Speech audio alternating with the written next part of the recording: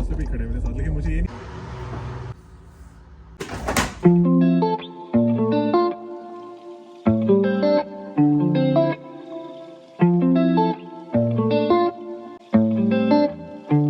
Hello अस्सलामुअलैकुम everyone, क्या हाल चाल है आप सबके। Hope you guys are doing really well and welcome back to my channel. आज सुबह मेरी बहुत लेट हुई थी। उठ तो गई थी मैं जल्दी, लेकिन बेड पे ही लेटी रही। एक तो सर्दी काफी ज्यादा लग रही थी, ऊपर से काफी सुस्ती हुई भी थी। उठने का दिल तो अभी भी नहीं चाह रहा था, लेकिन मुझे थोड़ी सी धूप फील हुई तो मैंने कहा चलो कपड़े तो वॉश करने के लिए लगाओ। और कपड़े लेने के लिए आई तो फिर मैंने चीजें भी समेटना शुरू कर दी। यहाँ बाहर से आओ तो जूते गीले होते हैं, क्योंकि हर वक्त बारिश ही हो रही होती है, इसलिए हम शूज को पहले हीटर के पास रखते हैं, सूख जाए तो फिर जगह पे रखते हैं। और मैंने आज सारे अपने व्हाइट कपड़े वॉश करने थे, जिसमें मेरी सारी टॉवल्स वगैरह भी आ जाती हैं। ये हर 10-15 दिन बाद एक दफा जरूर वॉश होते हैं, तो मैं करती हूँ कि इन्हें जमा करती रहती हूँ। और जब मुझे लगता है कि एक लोड के बराबर ये हो गए, मशीन में एक राउंड हो जाएगा, तो फिर मैं इनको वॉश कर लेती हूँ। वैसे इतने ज्यादा हम व्हाइट कपड़े यूज करते नहीं हैं, ये टॉवल्स वगैरह की वजह से ही ज्यादा वॉश होते हैं, या फिर हस्बैंड के व्हाइट सॉक्स होते हैं। अच्छा, मुझे किसी ने एक दफा कॉमेंट किया था कि आप जो टॉवल्स हैं उनको साथ ही धो देती हैं कपड़ों के, तो जी हाँ, मैं साथ ही वॉश कर देती हूँ। सब कुछ वॉश होता है मशीन के अंदर, सारी चीजें एक साथ बार बार ड्रेन होती हैं, खंगलती हैं, तो सब साफ ही रहता है। ये मेरा 2 महीने पहले का एरियल है जो अब तक चल रहा है, बस अभी खत्म हो गया था।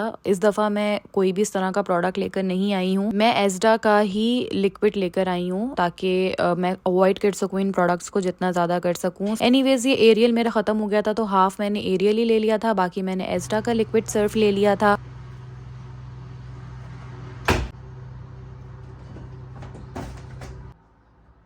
और मैं पहले भी बहुत दफ़ा आप लोगों के साथ शेयर कर चुकी हूँ, मैं अपने जब भी वाइट कपड़े वॉश करती हूँ उसमें वैनिश ब्राइट क्रिस्टल ज़रूर ऐड करती हूँ। ये ब्लीच का रिप्लेसमेंट है, इनफैक्ट उससे ज़्यादा सेफ एंड सिक्योर है और बहुत ज़्यादा कपड़ों को वाइट चमकता धमकता कर देता है। मैं डिस्क्रिप्शन बॉक्स में लिंक डाल दूंगी, अगर आप लोगों में से कोई लेना चाहे तो। आप लोग फिर बाद में पूछते हैं, सो मैं डिस्क्रिप्शन बॉक्स में ही ऐड कर देती हूँ, आप लोग चेक कर लिया करें पहले, वहाँ पे मोस्टली प्रोडक्ट के लिंक्स उसमें मेंशन होते हैं। अच्छा जी, मशीन ऑन करने के बाद फिर मैं घर समेटने के लिए आ गई थी। वैसे तो 2 ही लोग होते हैं, लेकिन फिर भी रात होने तक अच्छा खासा घर बिखर ही जाता है। सुबह मैं घर पहले समेट लेती हूँ। घर समेटा हुआ होना तो वैसे भी नीट एंड क्लीन लगता है, बाकी सफाई अगर आप ना भी करें तो चलता है, चीजें हमेशा जगह पे रखी होनी चाहिए।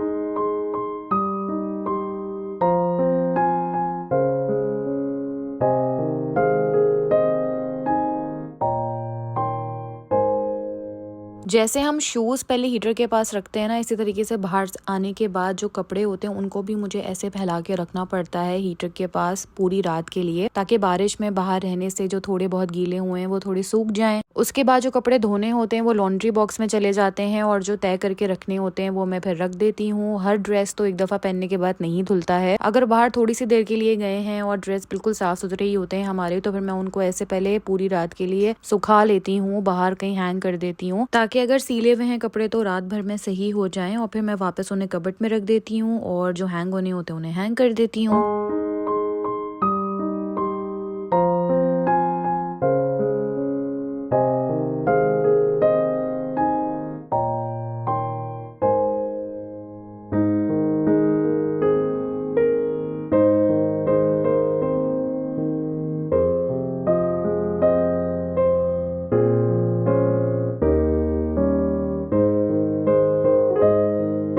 अच्छा, मैंने स्टोरेज से कुछ चीज़ें भी निकाली थी जो मुझे यूज़ करनी थी, अंदर रखी हुई थी। जैसे ये टॉवल, ये मैं नई टॉवल लेकर आई थी पाकिस्तान से, आइडियाज़ बाय गुल अहमद से ही ली थी मैंने। ये समर्स में मैंने इसको निकाला नहीं था क्योंकि ये काफ़ी मोटे कपड़े की है, सो मैं विंटर का वेट कर रही थी। अब इसको यूज़ करके देखेंगे कि ये कैसी है। और मुझे ये सेल में मिल गई थी, अब मुझे प्राइस तो नहीं याद, लेकिन ये पाकिस्तान से ही मैंने ली थी, आइडियाज़ बाय गुल अहमद से। इसके अलावा मैंने अपने अबायास निकालने थे जो मेरे पास रखे हुए हैं पहले से। अब यहाँ पे आप नॉर्मल देसी वेयर पहन के जुम्मे की नमाज पढ़ने नहीं जा सकते हैं, काफी ठंड होती है, तो इसलिए मैंने अबाया वगैरह निकाल लिया था। अंदर अगर आपने कैजुअल क्लोथिंग भी की हुई है तो आप बस अबाया पहने और जुम्मे की नमाज पढ़ने चले जाएं। इसलिए मैंने सोचा कि चलो इनको भी बाहर निकाल लेते हैं, और आयरन करके इनको मैं हैंग कर दूंगी, ताकि जब मुझे जरूरत पड़े तो ये मुझे हैंडी रहे।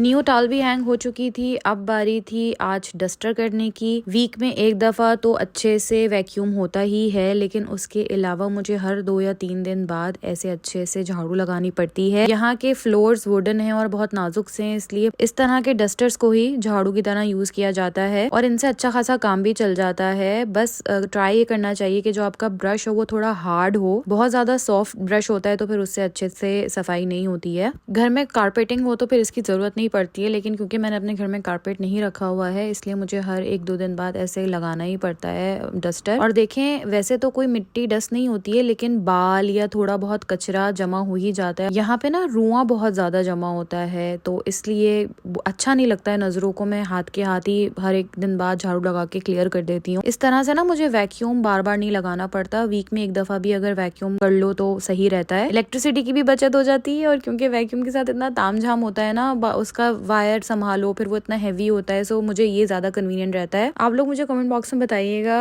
क्या आप लोग भी ये जुगाड़ू काम करते हैं या आप लोग वैक्यूम करना ज्यादा प्रेफर करते हैं।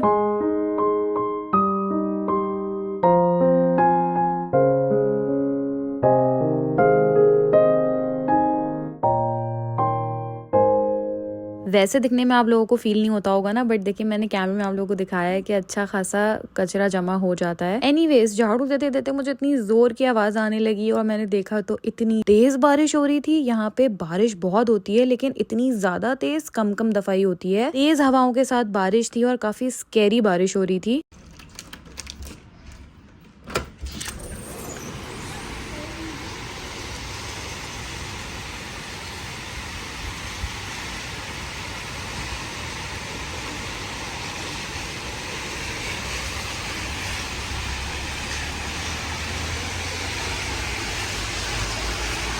अभी मैंने अपनी व्हाइट लॉन्ड्री की थी कि आज सनलाइट है, सूख जाएगी जल्दी, और देखें बारिश शुरू हो चुकी है, वो भी इतनी तेज। ऐसे ही चलता रहता है यहाँ पे। सारे कामों से फ्री होके अब बारी थी मेरे बात लेने की। कपड़े वगैरह निकाल के मैं चली गई थी नहाने के लिए। वापस आई, बारिश तो अभी भी हो रही थी लेकिन थोड़ी सी एक रूम के अंदर सनलाइट भी आ रही थी तो मैं वहीं पे नमाज पढ़ने के लिए खड़ी हो गई। अच्छा लगता है नहाने के बाद धूप में थोड़ी देर बैठना। मेरे नमाज पढ़ने तक बादल भी ठंडे हो गए थे, बारिश बंद हो चुकी थी लेकिन हवाएं काफी तेज चल रही थी। हम लोग निकल गए थे घर से बाहर थोड़ा।